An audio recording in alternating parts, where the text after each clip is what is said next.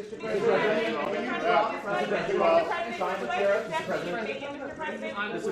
why do you... You're going to ask me about what I spoke about. Mr. President, why do you believe so many Americans believe that your administration is not doing enough to combat inflation? And do you believe that you and your administration bear some measure of responsibility for the inflation that we're seeing across the country? First is we're in power. That's the first thing. And you're justifiably right, we control all three branches of the government. Well, we don't really. We have 50-50 in the Senate. You need 60 votes to get major things done. I've been pushing the things I've been proposing here, and you've heard me speak to today since I got in office. And I need to get 60 votes to be able to even pass it, number one. Number two, I think that, you know, they're not focused. All they're focused on, understandably, is the problem they're facing. They get a 5.5% raise, an average raise in their salaries, and yet inflation exceeds that. And they look around the world, and they know that a lot of it's extremely complicated. And so they're frustrated, and I don't blame them. I really don't blame them. There's a lot we have to do. But you know as well, I shouldn't say you, I think what I have to do is explain in simple, straightforward language what's going on. Like, the reason why 30% of the inflation last year is because automobiles cost more. Why'd they cost more? They couldn't get the computer chips to make them. People were making a lot more money. They wanted to buy the automobiles, they couldn't buy them because the costs went up so high because there were so few of them. The same way this year. The same way this year, the reason why prices are up. They understand, but they don't. Look,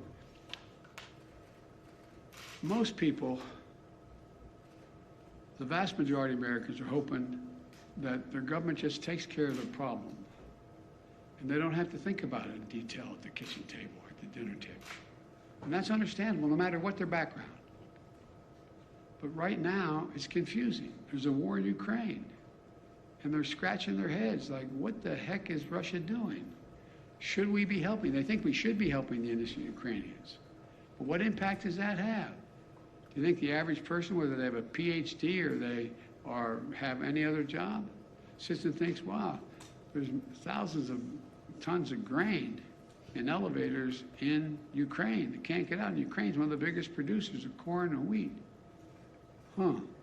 I wonder whether that's the reason my prices are up. And do you take any responsibility for the inflation in this country? Do you take any responsibility for your policies? I think our policies help, not hurt. Think about what they say. The vast majority of the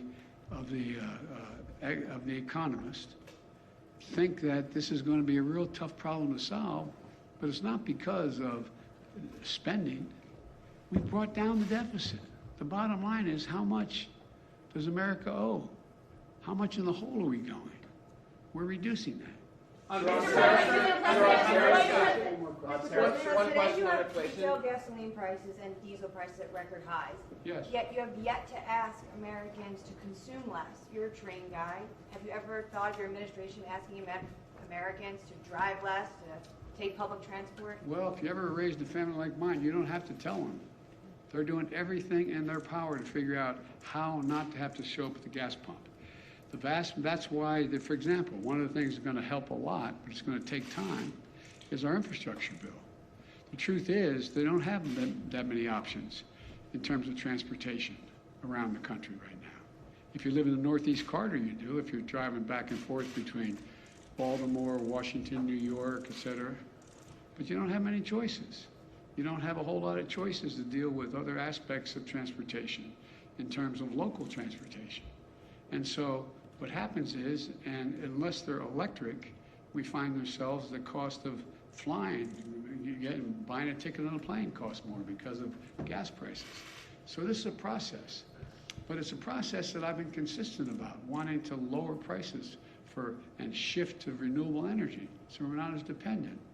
I have conversations almost every day, well, that's an exaggeration, at least twice a week with one of my European counterparts, heads of state, on how can we help them, in fact, wean themselves off of Russian oil because they're so totally dependent. So we're working like the devil to help them transition, because as long as Russia's able to make money selling oil, they're going to continue to be able to do the bad things they're doing. So there's a lot. It's really complicated. I'm not suggesting American people can't understand it. They understand it, but they have, they're working 8-10 hours a day just to put food on the table. And so I think what's happened is we have, in a sense, I never expected, let me say this carefully. I never expected the ultra MAGA Republicans who seem to control the Republican Party now to have been able to control the Republican Party. I never anticipated that happening. On that Mr. point, President, will you drop Mr. Trump's President. China tariffs? Mr. President, a year ago, the administration was saying that inflation was transitory. That's obviously not the case now. How long do you think it will be until we see prices coming down? I'm not going to predict that. It ranges depending on which economists you're talking to by the end of this year, and some say it's going to increase next year. But there's others say by the end of this year you're going to see it come down, by the calendar year. I don't know, but I know what we have to do to make sure that we can bring it down. Mr. China President, tariffs, will you drop Trump's China do you tariffs? support any restrictions on abortion, or what limits do you believe I'm there not should going be, to as respond the to anything Senate is because I stating want now? the story to be about inflation. On Mr. China tariffs, You called out Mr. Rick Scott. President. You called out Rick Scott a little while ago in your remarks. Earlier today, anticipating your remarks, he said, and I'm just quoting here, that the best thing, most effective thing Joe Biden can do to solve the inflation crisis he created is resign. He's the problem. The senator added later, Joe Biden is unwell, he's unfit for office, he's incoherent, incapacitated, and confused. These are his words. Offering you a chance to respond to that. I think the man has a problem. Can I ask you Let's wrap this up. Will you drop former President Trump's China tariffs? We're discussing that right now. We're looking at what would have the most To positive lower them or impact. to erase them? No, I didn't say that. I'm asking. I'm telling you, we're discussing it, and no decision is made on it. Mr. Thank you, President, guys. That's enough. Thank you, Mr. guys. President, That's a how wrap. long should Americans be Thank you prepared all. to pay this much at the pump? Are you concerned about a All right, guys, recession, let's move Mr. out. President?